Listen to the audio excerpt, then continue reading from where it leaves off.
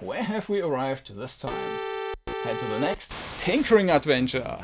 Well, last time we looked into putting together a retro PC for covering games from the largest possible time frame of the 90s. This time we will look into the Commodore 64, which I overhauled so that I can also use original hardware for the even older games in my collection. The three main points we will cover are the Kawari board, which I'm using to get a clean digital signal via a micro HDMI port, and I will also show how the signal is then used near the end of this video. The Ultimate 2L to make it very easy to transfer games directly from a PC, and lastly, input devices, specifically an ArcadeR joystick and a wireless gamepad. Along the way, we will also get to a section where we listen to some music tracks, demonstrating the differences between a real SID chip and emulations. Of course, there will also be a few problems that need to be resolved. So, as you can see, we will cover a wide range of topics, and I will walk you through the solutions I've chosen for my setup, which should also give you a good impression of the options available today, though without aiming to cover the whole spectrum. Whether you are here to indulge in nostalgia, are looking for a rough overview, or are searching for inspiration to finally get your own C64 out of the basement, I hope you will find something here for you. And with that, let's get started! The first time I opened up the Commodore 64, which I bought second-hand, I faced a not-so-pleasant surprise. Not because the RF modulator was missing, that one I removed myself and we will get back to that shortly, but because I didn't expect that the previous owner had already replaced 4 of the chips. The SID chip, which handles the sound, the PLA chip, which controls where the data from the other chips is being sent to, kind of a hard piece of the machine, though it's prone to failure, and lastly the kernel EEPROM and basic EEPROM, which contain these internal programs. Why they were exchanged and how these DIY chips differ in content from the original chips, I do not know, and potentially this could make future troubleshooting more complicated. I also find it interesting how some of the legs were soldered together and others were bent to make them fit. These 2 chips, as well as the SID chip, I definitely wanted to replace with some originals again. As with the Ultimate 2 module, we already have one way for emulating the SID chip, and having 2 emulations but no original felt a bit pointless to me. Later, I will demonstrate how these sound in comparison. But before we get to these chips, we will first take care of the VIC-2 chip, which is responsible for the graphics. The VIC-2 sits behind a metal shield, which can be taken off easily, and we will need to leave it off if we want to use the Kawari, as it's much bigger than the original VIC-2 chip. As mentioned before, the RF modulator, which is also fully encased in the metal box, was located between the VIC-2 area and the backside of the case. While it's mainly responsible for the RF signal, the S-video output won't work without it either if no further adjustments are made. But I wanted to remove that box completely so that we can use the openings in the casing for the HDMI cable. While the box itself was soldered to the board as well, the 8 contact pins for the electronics were actually the trickiest to remove. If you want to continue using S-video after removing the box, which can also be used at the same time as the HDMI output of the Kawari, you can solder in an S-video bypass kit, which you can get from Video Game Perfection for 20 €. This step also makes sense to just get a clearer signal, as the RF modulator might also introduce noise. Before I removed the modulator, I took a photo with my phone, showing what the S-video signal looks like on an old TFT monitor, which also has an S-video input. While the standard picture isn't bad, you can clearly see some vertical bars, so-called jail bars. These are actually normal for the C64 and can only be reduced with mods like the LumaFix. But besides of that, there are also some very obvious color shifts on every second character. This is probably because the monitor struggles to process the luma and chroma of the S-video signal. More information about display issues can be found on the webpage pictorial64.com, which offers many example photos and explanations. Of course, S-video as an output signal isn't really optimal in general, and finding a monitor or TV these days that can display it might be a challenge. Before I had this HP 2035 screen, I got myself a Dell 2007 FP, which couldn't handle the S-video signal of the C64 at all. Even with the Retrotink 4K, a converter and upscaler, the image via S-video or SCART isn't nice to look at, as the device, much like the flat screen, doesn't properly process the luma and chroma signals. This can be resolved for the Retrotink 4K though by using a special adapter that allows to send the signal through the VGA input. However, a standard S-video to VGA adapter won't work due to the pin layout. So you'd either have to make your own custom adapter cable or order an adapter from LaserBear, for example, which, including shipping, would cost around 38 euros. However, I decided on the Kawari even before the Retrotink 4K, which I primarily bought to capture footage from a retro PC, was on the horizon. The Kawari is a VIC-2 replacement using an FPGA, which also offers additional functions like a new graphics mode. However, this mode can only be used for programs which were developed for it. The main reason for my purchase was the micro HDMI connector, which provides a natively digital and crystal clear signal. We will get to the compatibility in just a bit.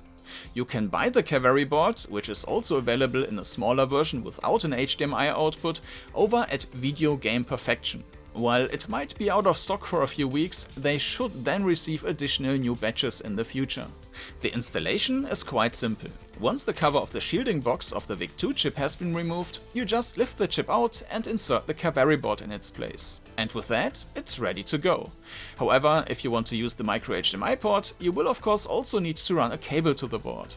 For this, you could either drill a new hole, or as I did, remove the RF modulator to use its housing openings for the cable. However, I didn't just want to run the HDMI cable through it. I also wanted to ensure that it holds securely and nothing gets damaged if someone pulls on it or trips over the cable. Since adapters and adapter cables are much more readily available than just short cables, my plan was to first run a short adapter cable from the micro HDMI port to the edge of the housing, where the standard large HDMI connector would then be converted back to micro HDMI. The adapter already has a shape that gradually widens on one side, which is perfect for this case. I just used a file to add a groove and also slipped a rubber cable gasket over it, so that the adapter will sit rock solid when the housing is closed. Let's give it a try, and nope, the first attempt was a failure. However, I wasn't sure if the issue was with the Kawari or the C64 itself, and there had previously been problems with S-video already, which I had attributed to the monitor. Unfortunately, it isn't easily reproducible, and after turning it off and on again, it works just fine. And once the signal is there, it looks flawless. And that's on both the DVI input of the old TFT monitor and through the HDMI input of the Retrotink 4K. There are no gel bars or color issues, and everything is in a pixel-perfect doubled 320x200 resolution, embedded in the usual borders. As for compatibility, I tested the PAL signal on 5 monitors. While my 2 old flat-screen monitors with a 4:3 aspect ratio and my modern 4K GB monitor had no issues, my 2012 Yamaha monitor couldn't display any image at all, and my 2016 LG monitor only worked after fiddling around quite a bit. As mentioned, this isn't exactly a standard HDMI signal. In PAL mode, the Kawari board outputs a resolution of 782 to 576 pixels at 50 Hz. However, if you have no better options, there is also an alternative firmware that could help. And since the frequency is determined by the C64's graphics unit, a cool feature of the Kawari board is that it allows you to easily switch between PAL and NTSC. We will come back to the signal, scaling, the unconventional way I personally plan to use the signal, and potential input delays later, once we've taken care of the rest of the hardware and input devices. So let's get to replacing the somewhat strange chips first, which the previous owner installed. And with a bit of luck, this would also fix the issue that sometimes occurs during startup. I'll replace the chips one by one, turning the C64 back on each time to check if everything was still working. This way, if something goes wrong, I'd at least know where it went wrong. The last swap was supposed to be the SID chip, after I made some recordings of example tracks using the SwinSID, which we will listen to in a few minutes. But when testing, another glitch became apparent, aside from the glitch when powering on the C64. Even before swapping the chips, I had noticed a single pixel flickering, but it just disappeared after restarting the machine. Now, however, there was significantly more flickering, and random characters started appearing on the screen. I swapped the chips back to the previous ones, but that didn't change anything. And if you just restart the C64 a couple of times, this problem goes away as well. But something was clearly off, and my first suspicion was the character ROM, which is responsible for, well, the characters. So I also replaced this chip, and it worked fine for a while, until it didn't. The annoying part here is that the issue isn't really reproducible, and it can take days before it randomly happens again. Once, when a DVI cable was only loosely connected to an inactive monitor, which however was connected to an HDMI switch, I briefly got a very Matrix-like screen with green stripes during startup. This disappeared once the C64 was fully up, but reappeared when I opened the Ultimate 2 menu. This leads me to suspect that it might be a problem where too much power is being drawn through the HDMI connection, depending on the connected components. While I'm not 100% sure about that, I didn't use the switch much since this happened, and with that also the issue didn't reappear. The problem with sometimes having an unstable signal at startup, however, still reappeared, even after additionally exchanging the PLA later on. Before the C64 is screwed back together, I'd like to briefly mention the keyboard, which needed some cleaning to also make some keys more responsive again. For that, a complete disassemble was necessary, but that's actually pretty straightforward. You just need to desolder 2 points at the back of the keyboard. For further information and guidance, I recommend checking out CRG's video. What I found most interesting here is how the key presses on the C64 are being registered. It simply uses the rubber feet of the keys to connect the circuits. While normal rubber isn't conductive, this one is. Cleaning these is quite simple. Just drag them over a piece of paper and create a light abrasion, and that's it. Finally, let's put the machine back together, and with that, the C64 itself is finished already. Now let's get to the accessories and start with something boring but necessary to mention: the power supply. Original C64 power supplies are considered ticking time bombs, as they tend to deliver increasingly high voltage to the C64 over time, until they eventually die and potentially take the C64 with them. So it's definitely advisable to buy a newly manufactured power supply, which will set you back around €44 plus shipping. Now, I do have both a floppy drive and a dataset drive, but especially on the dataset drive, the loading times are painfully long, and even as a kid I didn't use it much, as my not-so-official backup copies came on floppy disks. So it would be much nicer to be able to load games faster and have a way to copy them directly from the PC. And that's where the Ultimate 2+L cartridge comes into play, which can be purchased from Ultimate 64 for around €150. It plugs into the cartridge slot at the back and can be connected via the serial port, allowing it to emulate floppy drives as well as cartridges. Once again, this works via FPGA hardware emulation. On the right side, there are 2 USB ports for reading data, so I don't need to rely on the tape drive when I want to go ghost hunting again. I can simply copy the file onto a USB stick, plug it into the Ultimate 2+L, press the central control button on the top of the cartridge to open the Ultimate 2+ interface, mount the file there, and it's ready to go. Ghostbusters! Regarding sound, the Ultimate 2+L doesn't just output floppy sounds, which you can hear via its own internal speakers, it also offers emulation of a dual SID chip system, as well as a 3.5mm audio jack you can use for accessing these sounds. The sound from the SID chip built into the C64 itself can still be accessed using the S-video output. While without further modification it can no longer provide any visuals, the connection for the sound will keep working just fine.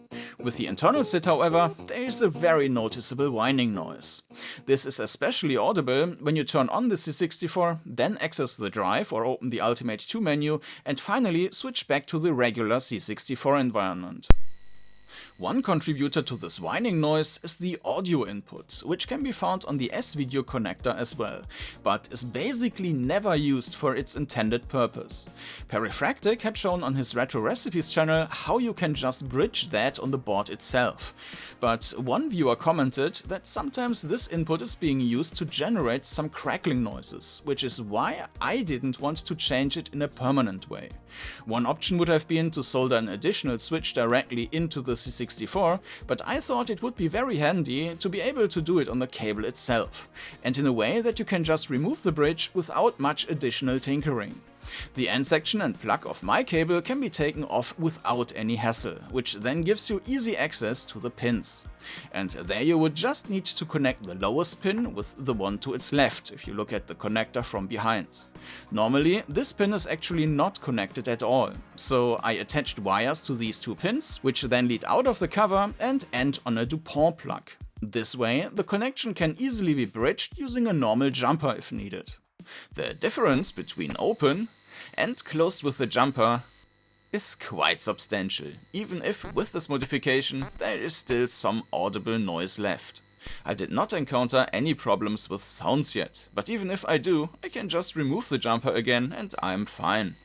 And at this point I will show you how the different SID emulations sound compared to the original.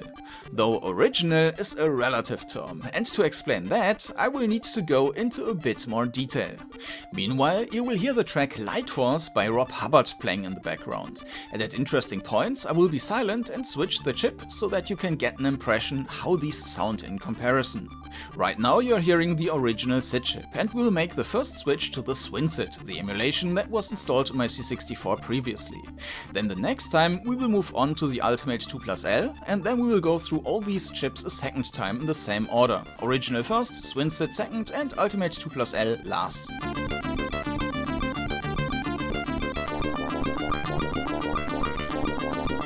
So, why is original a relative term when talking about the SID chip? Well, there's some variety of original SID chips, which on the highest level can be separated by the chip numbers 6581 and 8580. The chip with the higher number is newer and also uses just 9 volts instead of the 12 volts the older one uses, which also makes them incompatible.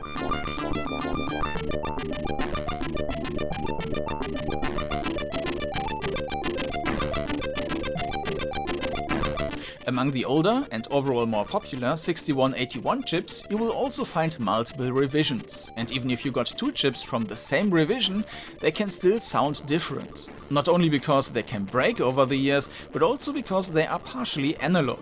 While you can clearly hear the differences between the two main chip types, it becomes harder with the revisions, and then there are still small nuances that make each individual chip unique. Therefore, it makes sense that an FPGA can only replicate the digital part one-to-one and has to improvise for the analog part, which is also one reason why even FPGAs can sound different from each other.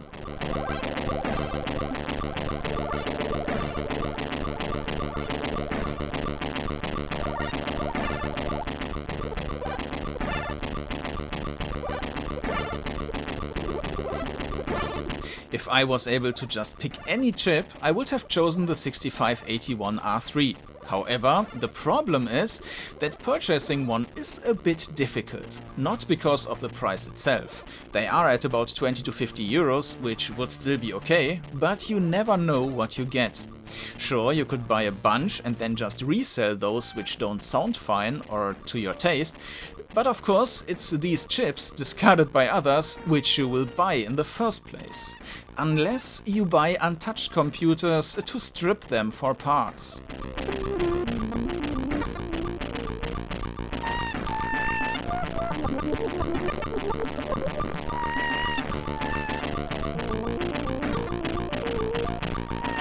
Since I got a generous offer in a forum for a tested 6581 chip, so without the R3, I figured to just stick with that for now, before I go on some endless odyssey for my dream chip and burn through a lot of money on the way.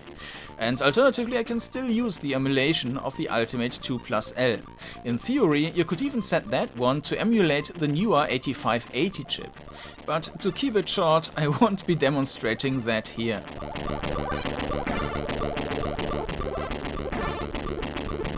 That has been Light Force by Rob Hubbard. And now we will listen to something that might be a bit more familiar to many of you. The Gianna Sisters theme track by Chris Hülsbeck. We will start with the original SID again, then move to the SwinSID, over to the Ultimate 2+L, and finally back to the original 6581. This time we will listen to about 10 seconds of each of them without interruptions.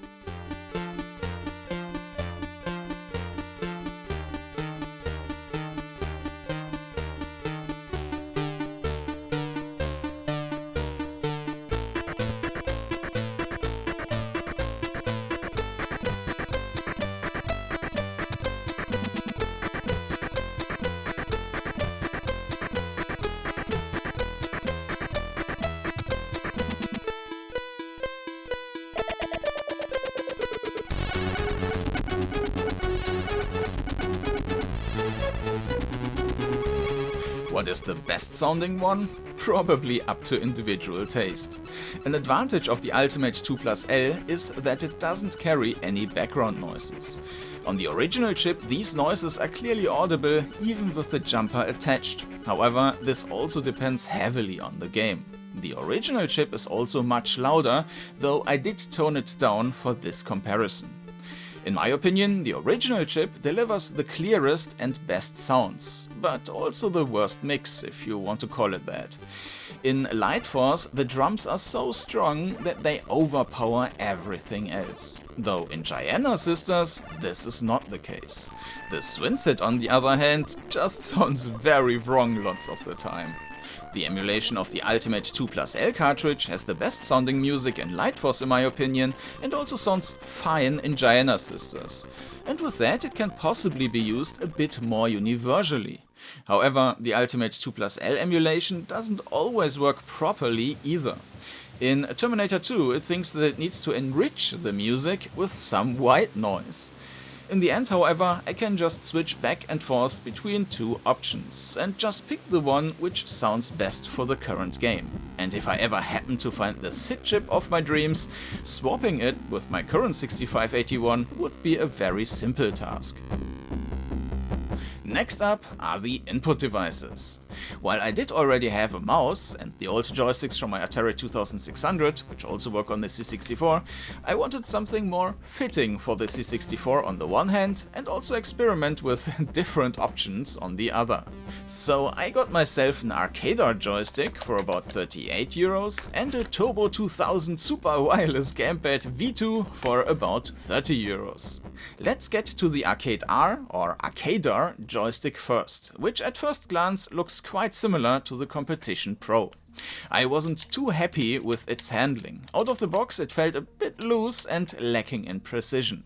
Luckily, there are plenty of easy modding options available for this joystick, as it follows certain arcade stick standards.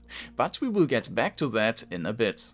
In its standard configuration, the joystick has two fire buttons, and one acts as fire button 1 and the other one as fire button 2, which is essentially never used in C64 games. On its shoulders you got two locking switches. The right one allows you to change fire button 2 so that it acts as fire button 3 instead, while the left one adds periodic interruptions to the fire button, turning it into an auto fire button.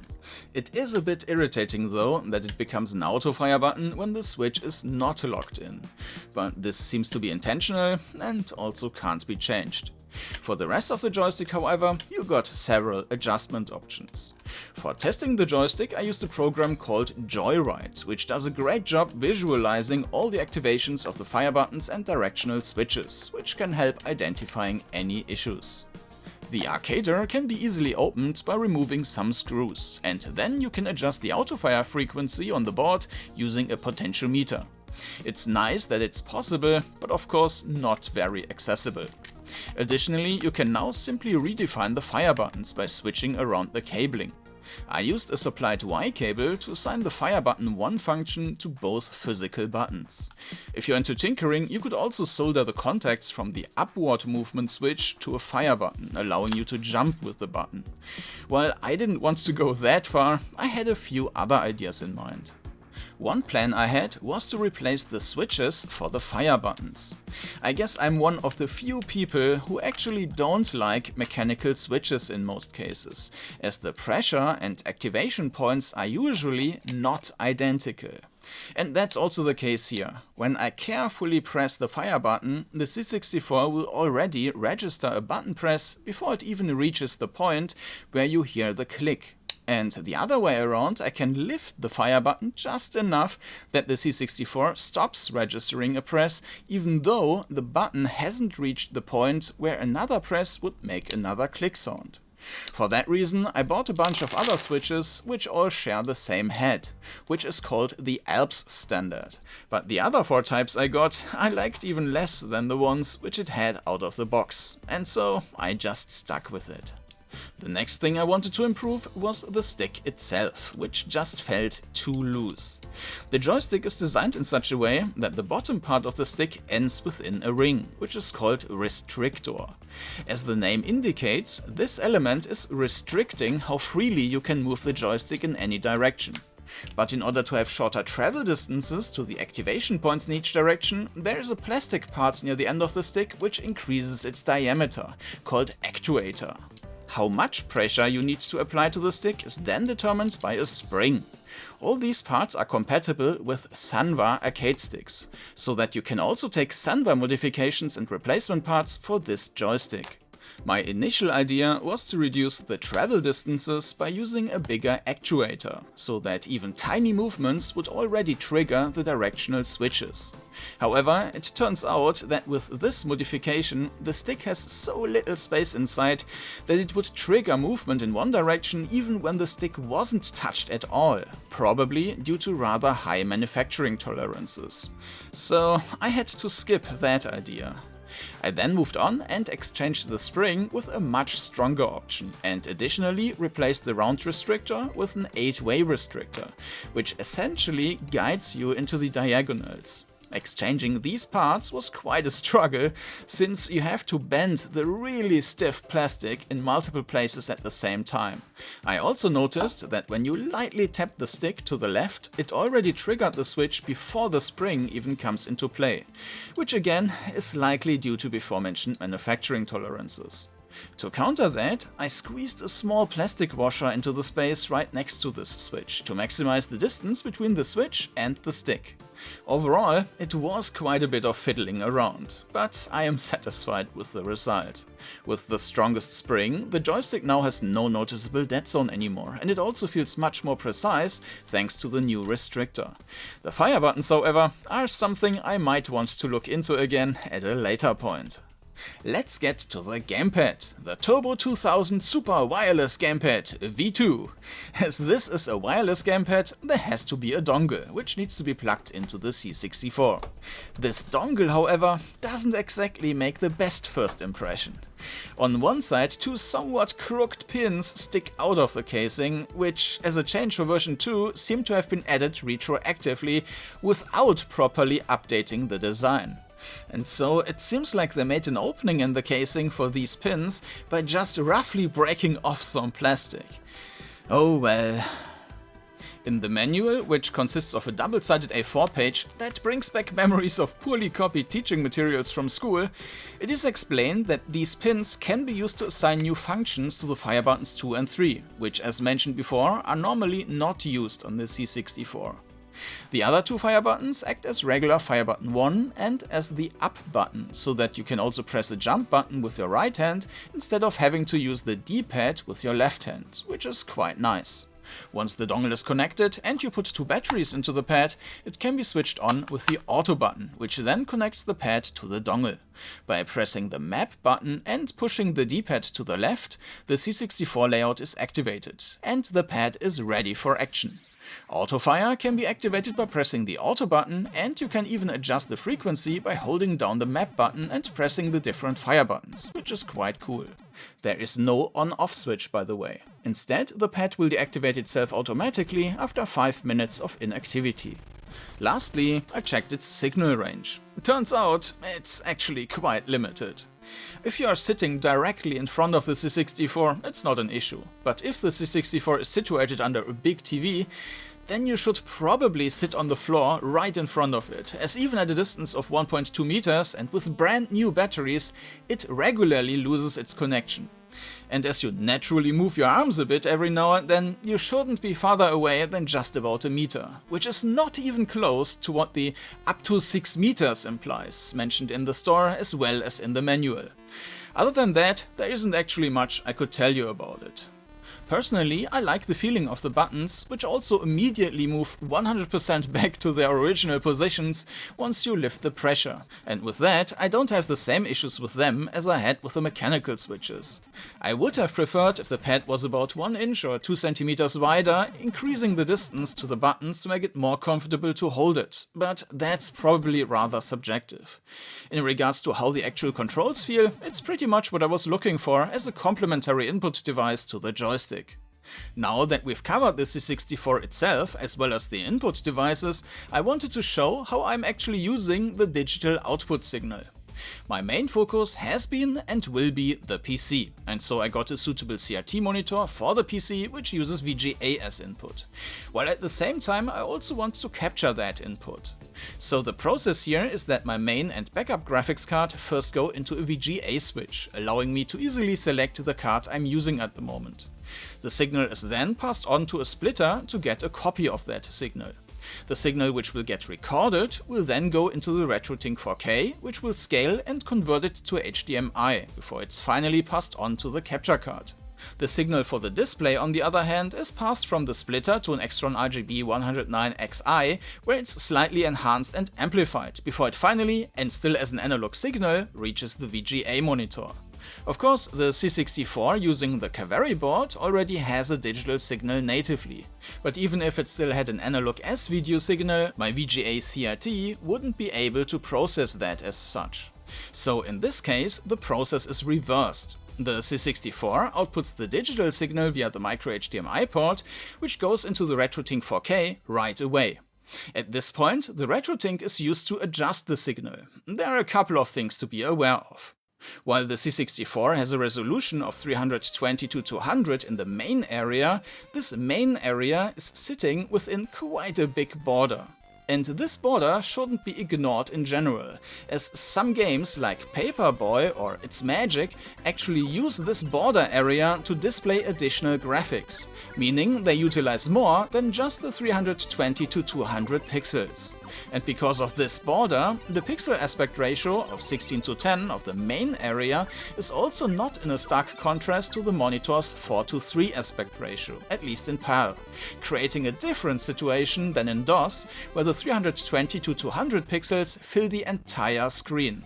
If you really want to get the perfect aspect ratio, you would need to correct it to 15:10 for the main area. For the CRT, I will simply adjust it with the monitor's dials. For video capture, on the other hand, I will keep it at 16:10 for 1080p captures, as a pixel-perfect scaling to 15:10 isn't possible, and 16:10 is already quite close. For 4K, you could think about multiplying the horizontal resolution by 9 and the vertical one by 10 to get even a little bit closer. For PAL, I created two profiles on the Retrotink. One that cuts off part of the border and then outputs the rest as 720x480, and one for specific games where I mostly keep the border intact and then output a resolution of 756x532. Both profiles contain the pixel-doubled main area of 640x400. Now, in the case of PAL, the C64 outputs a refresh rate of 50 Hz. While that's not much of an issue on a flat screen as long as it can display it, on a VGA-CRT this will cause strain on the eyes real quick, which is why I doubled the refresh rate to 100 Hz. For video capture of 30 FPS, however, some stuttering can't be avoided, unfortunately.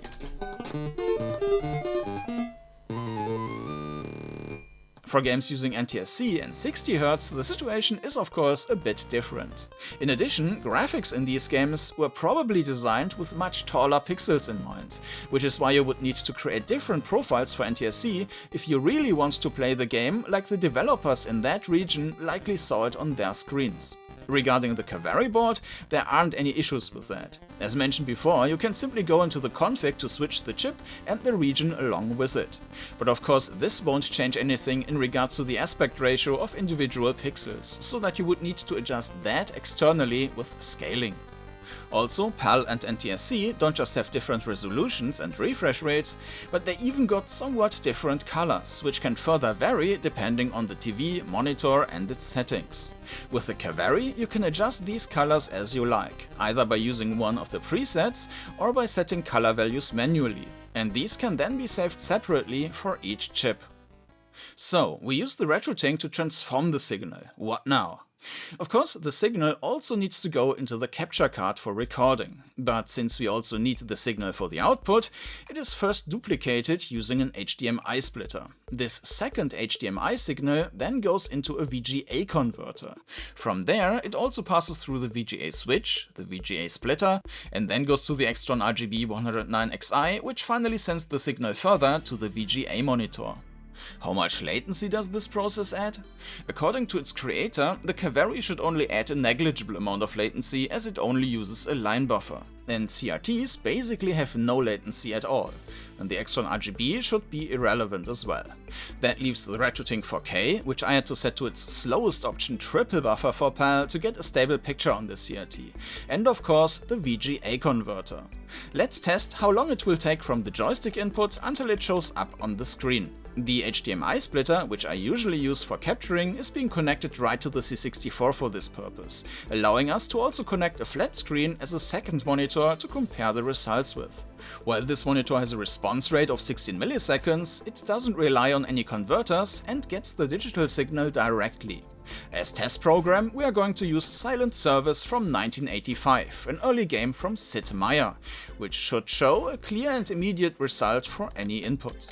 I am using the UK release, but the game originates from the US, so NTSC might have been more appropriate, but for this test we will test the PAL chip and corresponding settings. The response on the screens does feel very immediate, and if you look at the recording with normal playback speed, it's almost impossible to see a difference in speed between the two monitors. If you go through the recording frame by frame, then the first thing that becomes obvious is that the captain consists of multiple separate graphics which are put together. As a result, he might decapitate himself moving to the map, while his head still stays stuck to the periscope. While I tried to get an idea about the total reaction time at this point, several factors made that rather difficult. Among them, how the game processes input and graphics, and an inaccurate synchronization between sound and image of my camera. So we will come back to this in just a bit.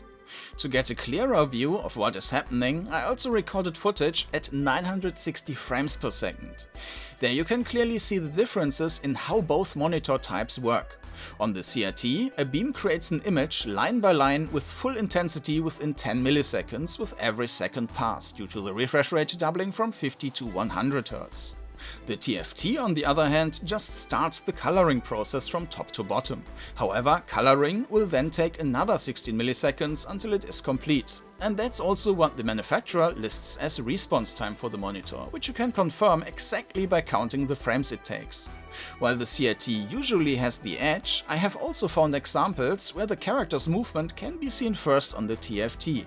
I assume this is because the TFT can directly display changes in the middle of the screen, as the Kawari itself only uses a line buffer, whereas the CRT relies on the Tink 4K to use a frame buffer for a more stable picture. Unfortunately, this comes at the cost of a few milliseconds.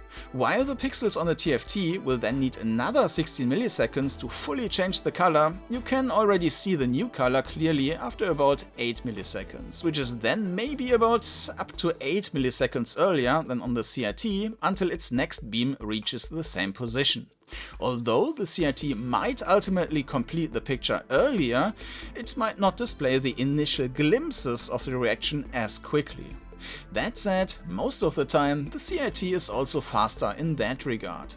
Of course, a CRT with a matching analog signal would be even faster. Not in terms of frequency, but simply because it would have a head start. However, the question of whether the additional conversion steps make the output on a VGA-CRT slower overall compared to a flat screen can be negated. At least if we are talking about an older flat screen with 16 milliseconds of response time.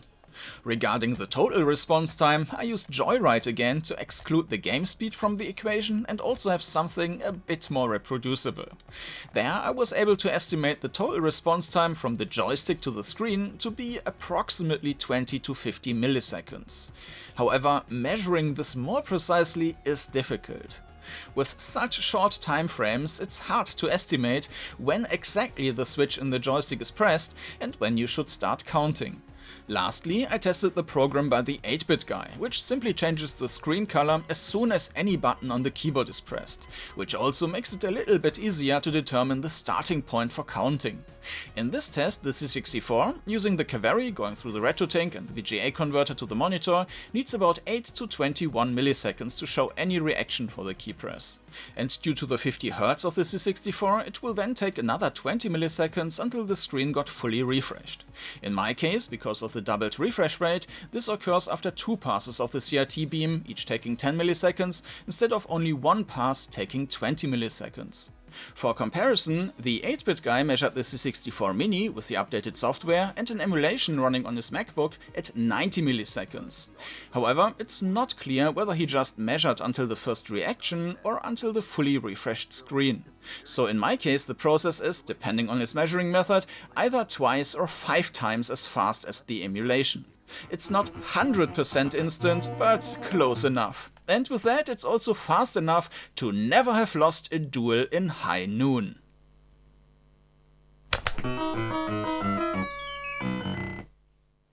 And with that, the Commodore 64 is now ready for action. I hope you enjoyed this little journey where we brought the technology of the 80s into the present and, in case of the CRT, back into the 90s. If you think this video might be interesting for other enthusiasts or like-minded community, I'd appreciate it if you'd share it. It's also a great way to support this channel. Similar to the Retro PC, you need to bring a bit of joy for tinkering. And while you can get a C64 with a drive starting at about 120 euros, that's just the first step. A new power supply, maybe a joystick or an adapter for an existing controller, an Ultimate 2 or something similar to easily transfer games, and perhaps a graphics mod like the Kawari board, RGB to HDMI or Lumafix, and all of a sudden you're at 300 to 400 euros. So before diving in, it's worth considering whether a Mr. FPGA might be a better option for you. Personally, I prefer having a real breadbin in front of me when I want to journey into the world of Commodore 64 games. And there's my train already! Thanks for watching, I wish you lots of fun gaming and tinkering!